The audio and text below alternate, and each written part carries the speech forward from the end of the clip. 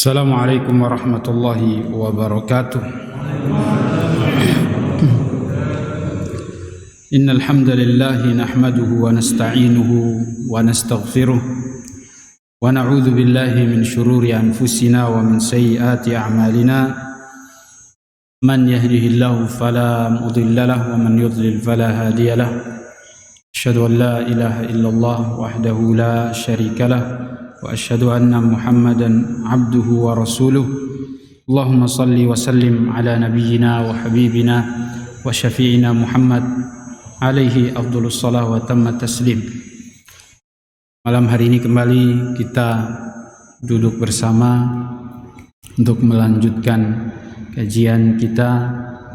Mudah-mudahan Allah Subhanahu wa taala menambahkan kepada kita ilmu, menambahkan kepada kita faham, dan menambahkan kepada kita ilmu yang bermanfaat.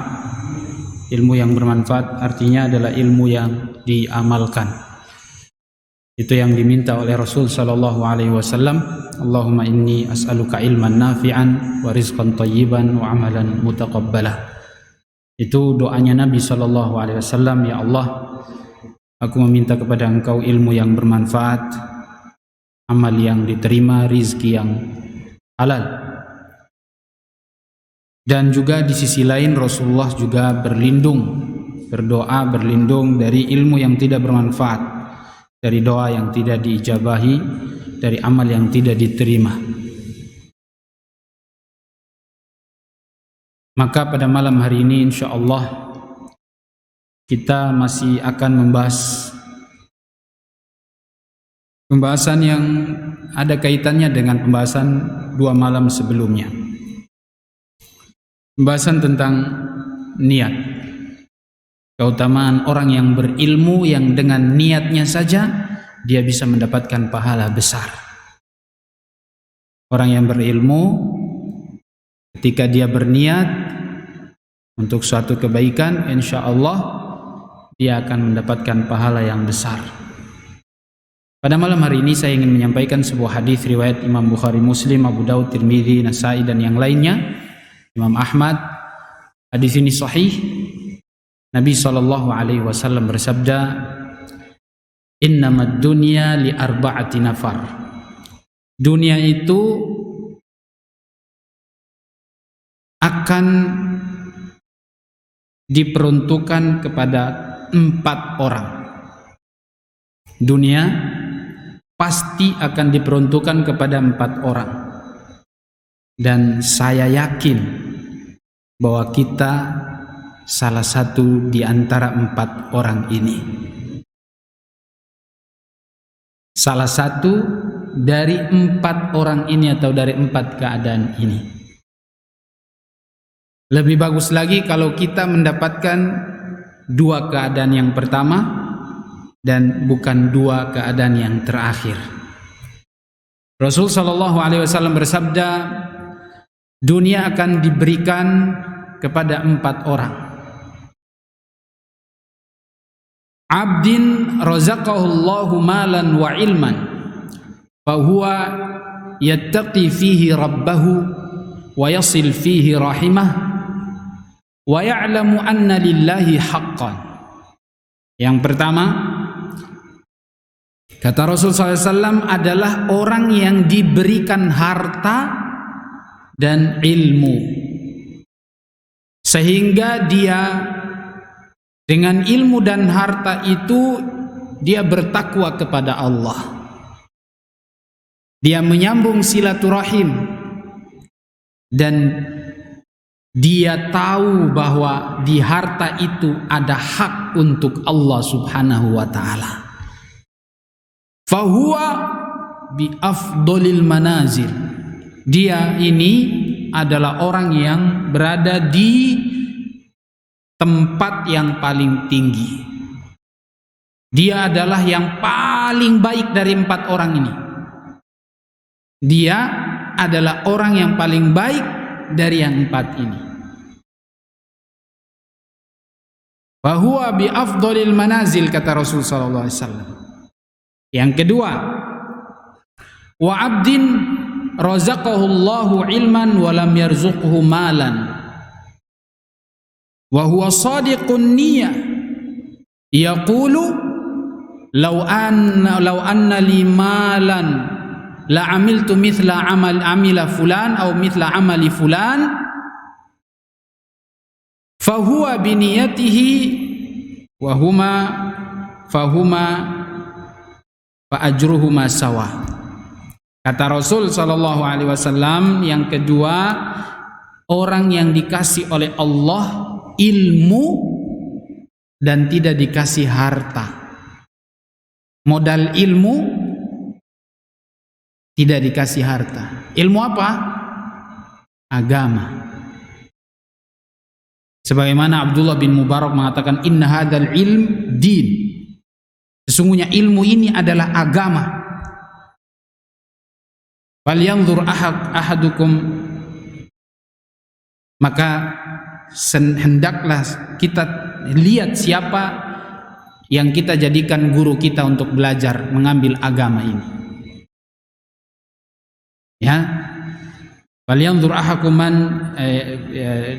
amman yukhaduna ilmuhum, dari mana ilmu itu diambil. Yang kedua ini kata Rasulullah, orang yang dikasih ilmu tapi tidak dikasih harta. Maka dia berniat, dia berkata, kalau seandainya saya dikasih harta seperti yang pertama ini, maka saya akan beramal seperti apa yang dia amalkan. Maka dia dengan yang pertama, niatnya mereka ini, karena dia niatnya untuk beramal seperti amal orang yang pertama, maka dia mendapatkan pahala sama dengan orang yang pertama. Sama. Pahalanya sama. Kata para ulama, ini pahala dasar. Pahala dasar maksudnya apa? Pahala yang belum dilipat gandakan. Kalau orang yang beramal, dia dapat lebih pahala beramal dan pahala yang dilipat gandakan. Karena setiap kebaikan yang diamalkan itu akan dilipat gandakan. Sementara niat orang yang berilmu tadi, dia cuma mendapatkan pahala seperti pahala amal orang yang pertama. Yang dia bersedekah dikasih pahala, maka yang berniat pun dia mendapatkan pahala sama dengan yang beramal tadi. Namun yang berilmu tidak dikasih pahala kelipat gandaan yang diberikan kepada orang yang pertama. Jelas? Ini kata Al-Imam Ibnu Rajab rahimahullahu ta'ala. Ini yang kedua. Kemudian yang ketiga, wa abdin a'tahu Allahu malan wa lam yu'tihi ilman fahuwa yatakhabbatu fihi fala ya'lamu lillahi anna lillahi haqqan wa la yattaqi fihi rabbah wa la yasil fihi rahimah. Orang fahuwa bi akhbathil manazil. Yang ketiga adalah orang yang dikasih harta tapi tidak dikasih ilmu. Kasih harta enggak ada ilmunya. Pokoknya jahil dengan agama. Harta tok bergelimang. Sehingga dari situ dia menyalahgunakan harta itu. Dia enggak kenal, pokoknya enggak ada wajib zakat. Enggak tahu dia. Akhirnya dia enggak zakat karena memang tidak tahu hukumnya. Karena enggak ada ilmunya. Belum tahu keutamaan orang yang berzakat, keutamaan orang yang bersedekah, itu enggak tahu. Dan jenis zakat yang bagaimana yang harus dikeluarkan, takarannya bagaimana, itu dia enggak tahu ilmunya, sehingga dia pun tidak memberi zakatnya. Dengan harta ini dia tidak menyambung silaturahim. Ya, hartanya banyak tapi kasihan kerabat-kerabatnya enggak diperhatiin. Kakaknya, adiknya, mungkin orang tuanya, mungkin pamannya, mungkin bibinya, enggak dilihat. Ini naudzubillah. Seharusnya kan orang pertama yang kita sambung, yang kita dekati mereka adalah keluarga kita. Yang kita kasih adalah orang yang dekat dengan kita, yaitu yang senasab dengan kita. Ini kata Rasul sallallahu alaihi wasallam, orang yang paling buruk. Orang yang paling buruk. Lalu yang keempat adalah kata Rasulullah, wa abdin lam yu'tihi malan wala ilman. Yang empat ini, ilmu enggak ada, harta pun enggak ada. Ya, semoga kita enggak masuk di sini. Amin. Sehingga apa? Dia mengatakan wa huwa yaqul law kana li malan la amiltu mithla amali fulan. Kalau saya dikasih harta, saya akan berbuat seperti yang ketiga ini. Fa huwa biniyatihi wa wizruhuma sawa. Maka dia cuma dengan niatnya saja, dosanya sama dengan yang ketiga. Na'udzubillah. Hati-hati. Ya. Baru berniat, ini kan ada kaitannya dengan pembahasan kita kemarin tentang niat. Ini yang keempat, orang yang buruk dan sama dengan yang ketiga. Maka mudah-mudahan kita menjadi orang yang pertama, dan yang paling minimal sudah yang kedua, orang yang berilmu. Ya, yang pertama itu luar biasa. Seperti Abu Bakar, ya, kaya tapi harta nggak pernah, masya Allah, selalu di jalan Allah. Umar bin Khattab, Uthman bin Affan, Abdurrahman bin Auf, ini sahabat-sahabat yang kaya, namun dengan harta mereka luar biasa. Para ulama kita juga demikian. Ya, para ulama kita juga demikian, seperti Atha bin Abi Al-Laits bin Sa'ad, teman dekatnya Imam Malik di kota Mesir. Dia orang kaya, jadi ulama, masya Allah, dia bagi-bagi hartanya. Itu dalam 1 tahun penghasilannya itu bisa 12 miliar kalau dihitungnya, tapi tidak pernah wajib zakat. Diapain itu hartanya? Pokoknya belum sampai nisab udah dihabisin, belum sampai 1 tahun dan gak sampai nisab udah dihabisin, gak sampai 1 tahun dan gak sampai nisab sudah habis. 12 miliar itu kata para ulama kalau dihitung-hitung hartanya itu setiap tahun. Ini Al-Imam Laits bin Sa'ad, temannya Imam Malik. Imam Malik itu mengajar di kota Madinah, dikirimin uang terus. Fakir miskin di mana-mana itu di Mesir, dia di kota Mesir. Imam Laits bin Sa'ad ini, dia meninggal tahun 178. Imam Malik 179 meninggal. Mereka teman. Ya, kayak seperti itu. Ulama-ulama yang dengan hartanya masya Allah berilmu, bertakwa. Jadi ulama hadis juga sama juga dengan Abdullah bin Mubarak yang lahir tahun 118 Hijriah, meninggal tahun 181 Hijriah di kota Khurasan. Jadi ulama besar, ulama hadis. Siapa yang tidak kenal dengan beliau juga? Beliau itu hartanya juga masya Allah. Para penuntut ilmu yang dia lihat ini, kalau memang berhak, layak untuk dibantu, dibantu. Murid-muridnya yang tidak punya harta dibantu. Kelilit hutang dibayar sama dia, masya Allah. Itulah Abdullah bin Mubarak. Maka kita yang dikasih kelapangan harta, jangan bakhil-bakhil. Ya, mudah-mudahan Allah pasti, dan bukan mudah-mudahan, pasti selama kita ikhlas, Allah akan ganti.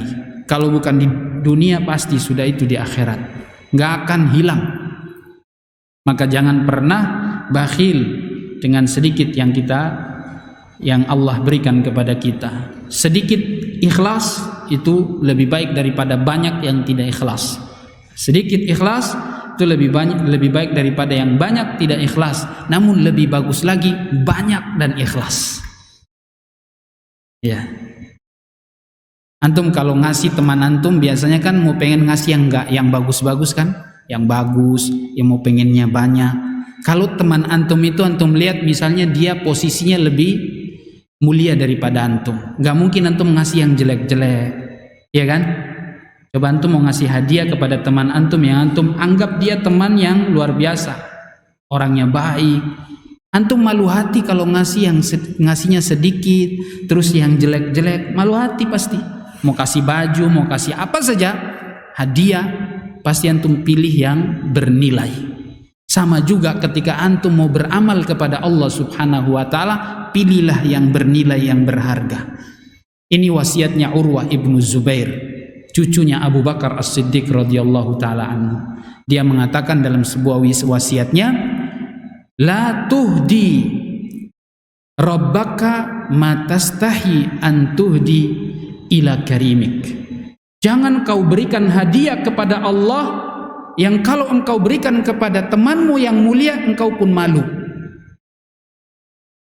Ya, jangan kau berikan hadiah kepada Allah yang mana hadiah itu kalau engkau kasih kepada temanmu yang mulia, engkau pun malu.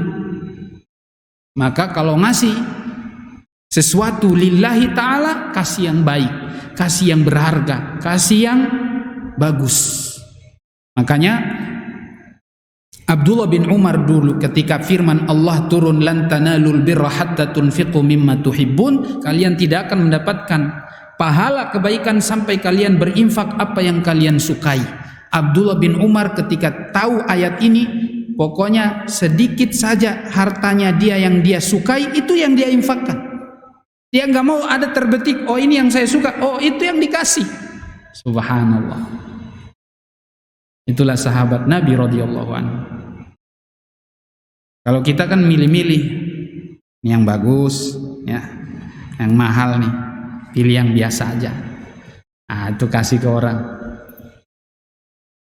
Emang kayak gini iman kita tuh masih begitu, ya, kadarnya itu masih begitu, jauh dari para sahabat. Makanya Allah memang ridho generasi yang pertama itu sahabat radhiyallahu anhum wa radu'an. Allah ridho pada mereka dan mereka pun ridho kepada Allah tabaraka wa taala. Maka kalau kita mau dapat ridho dari Allah, coba teladani mereka. Sendiri-sendiri, nggak mesti harus banyak. Kita sendiri-sendiri beramal. Nggak ada yang tahu, ternyata ada amal rahasia kita yang cuman Allah dan kita yang tahu. Ya, teman-teman, bapak-bapak yang dimuliakan Allah Subhanahu wa taala. Ya. Maka kembali lagi kepada pembahasan kita. Niat itu sangat menentukan. Niat itu sangat menentukan amal kita diterima atau tidak, berpahala atau tidak. Dan subhanallah, dalam hadis ini juga Rasulullah menjelaskan tentang keutamaan orang yang berilmu. Keutamaan orang yang berilmu, orang yang tahu agama. Orang yang faham agama, dia walaupun tidak punya harta, Masya Allah. Antum lihat Haji Robert, hartanya Masya Allah, dia bagi-bagi. Antum niatin aja, ya, dapat pahala insya Allah. Sama kayak beliau, ketika dia beramal apa saja, antum pahalanya udah dapat. Cuman niat doang. Apakah harus diucapkan seperti dalam hadis, kalau saya diberi harta seperti dia, saya akan berinfak? Kata para ulama, cukup dengan niat dalam hati tanpa diucap sudah dapat pahala. Maka jangan malu-malu kalau mau berniat. Niatnya niat baik ini. Ya, seperti yang sudah kita bahas poin yang terakhir kemarin, poin yang ke-10, amal baik, ya, namun cuma dengan niat tidak dilakukan. Amal baik namun cuma diikutkan dengan niat saja, dia tidak mengamalkannya, itu sudah dapat pahala.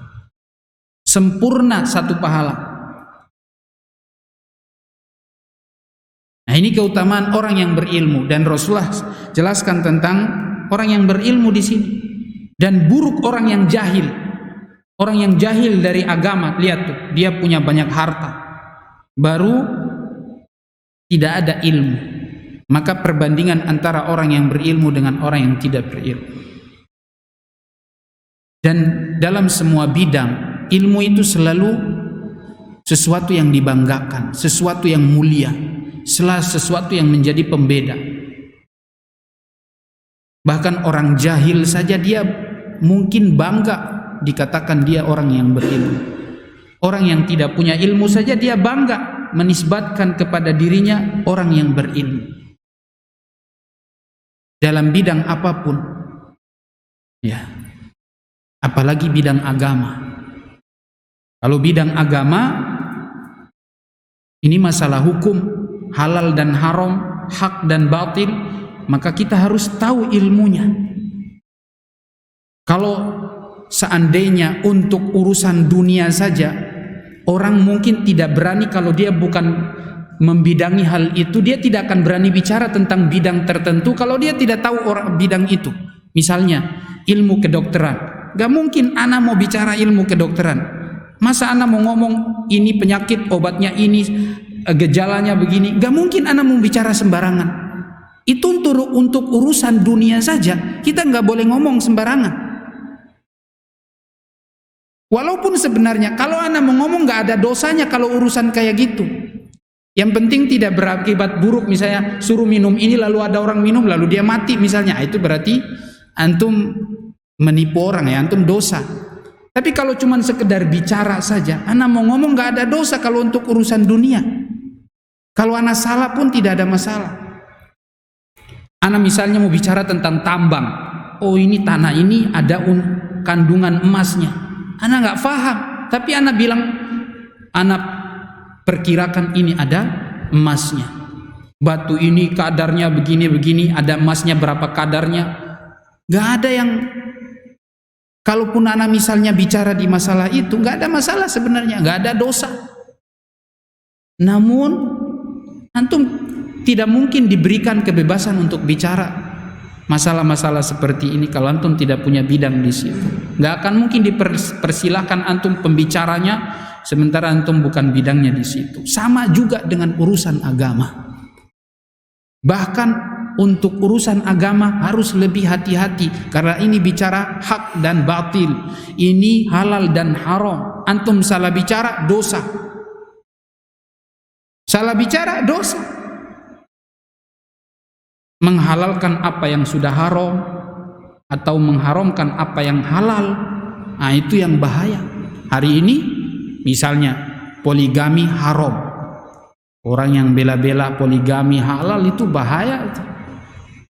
Ya, kan ada hari ini sudah ada yang mengatakan Quran atau hadis itu dalil-dalil temporal katanya. Dia hanya berlaku di masa Nabi. Untuk sekarang kalau tidak masuk akal ditolak, nggak boleh dipakai. Itu kan bahaya.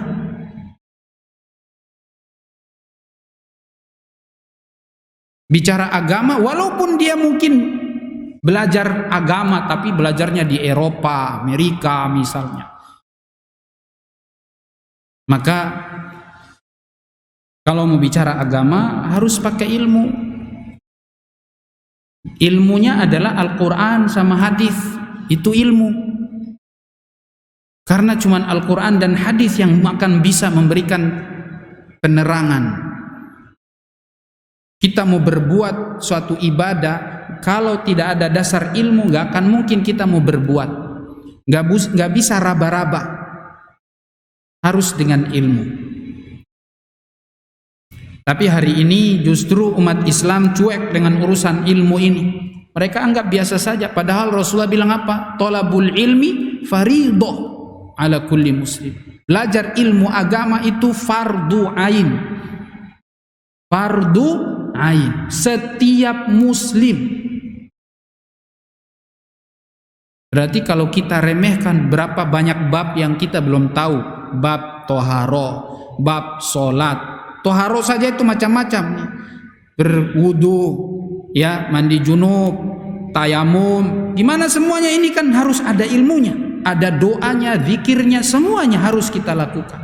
Air yang bagaimana, yang boleh kita gunakan. Kalau airnya terkena najis, boleh enggak dipakai buat wudu? Walaupun warnanya tidak berubah, walaupun rasa atau baunya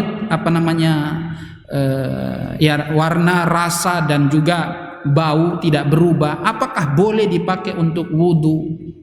Kalau sudah terkena tai ayam atau mungkin tai kucing, air ini bisa nggak dipakai buat wudu? Itu ada ilmunya semuanya, sampai pembahasan sholat, Sholat belum yang wajib, belum yang sunnah. Ini ada rukunnya, ini ada syaratnya, ini ada wajibnya. Apa konsekuensi kalau kita meninggalkan yang syaratnya? Apa konsekuensi meninggalkan rukunnya? Konsekuensi tidak melaksanakan yang wajibnya? Itu semua kan ada ilmunya.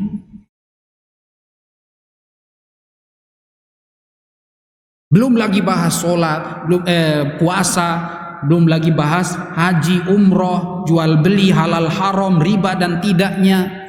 Masya Allah. Berarti kita masih punya banyak waktu yang kosong untuk kita pakai belajar ilmu agama. Ini urusan ibadah, urusan agama. Tidak boleh kita jahil dengan agama kita.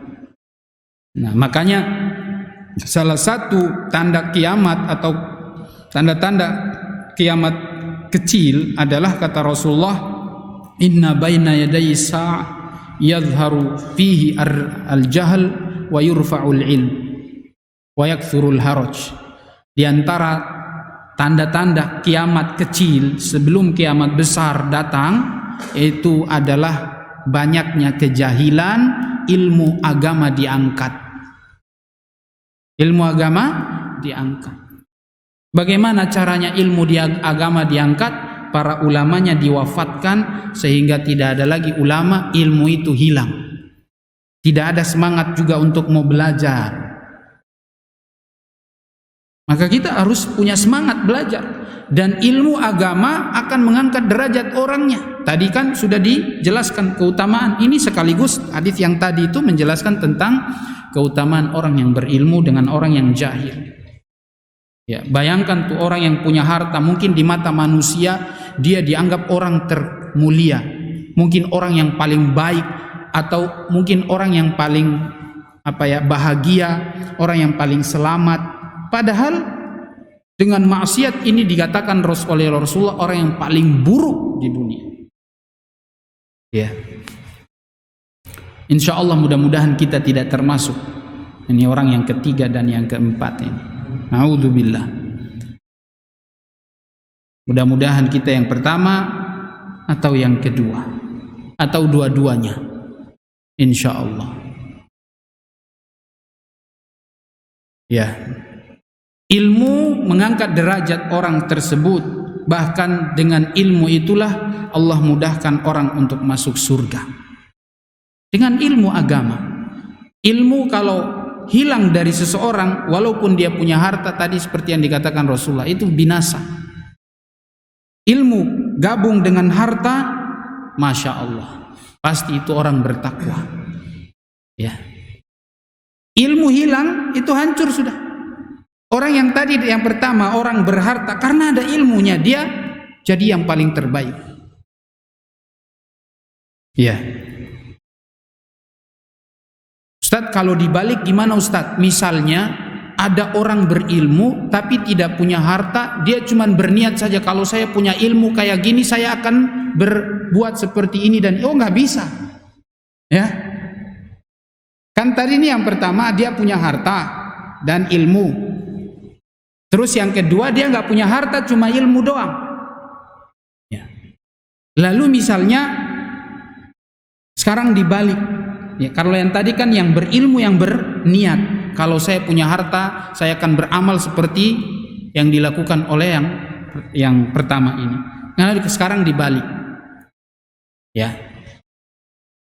Ada orang yang berilmu, ya. Ini taruhlah orang yang berilmu yang pertama. Lalu kemudian yang setelah itu adalah orang yang tidak, taruhlah anggap yang ketiga ini dia berangan-angan, dia cuma punya harta. Ya, dia cuma punya harta, lalu dia berangan-angan atau dia berniat, kalau saya punya ilmu seperti orang yang kedua ini, saya akan berdakwah ini dan itu, atau saya beribadah ini dan itu misalnya. Bisa nggak? Nggak bisa, karena ilmu itu harus dipelajari. Ilmu itu harus dituntut, karena Rasulullah bilang, tolabul ilmu itu dituntut. Kata Imam Malik, al ilmu yu'ta wala ya'ti. Ilmu itu didatangi, bukan dia yang datang. Kata Imam Malik rahimahullahu ta'ala. Selalu ilmu itu dituntut. Sebagaimana harta juga dicari, dituntut, tidak datang sendiri. maka ilmu juga dituntut. Dan tidak hanya dengan niat orang bisa dapat ilmu, ya. Saya kalau seandainya seperti dia, saya akan bicara ini dan itu, saya akan bahas ini dan itu, misalnya. Ya kan? Bisa nggak kayak gitu? Harus dituntut dulu, harus dipelajari dulu. Dia belajar, sudah tahu dalilnya, dia baru kemudian mendapatkan keutamaan, diangkat derajatnya, dikasih pahala.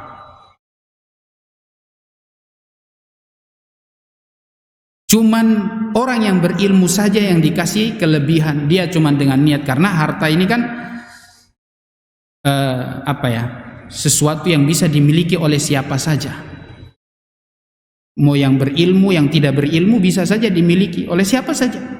Tapi kalau orang yang berilmu memang cuman orang-orang khusus.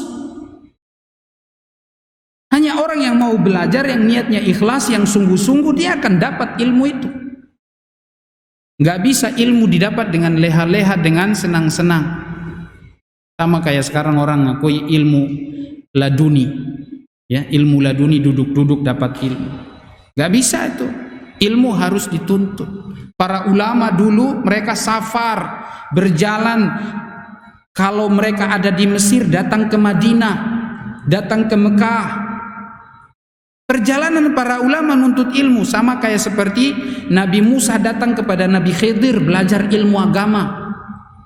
Nabi Musa nggak tahu sesuatu masalah, dia datang ke Nabi Khidir belajar agama. Itu belajar.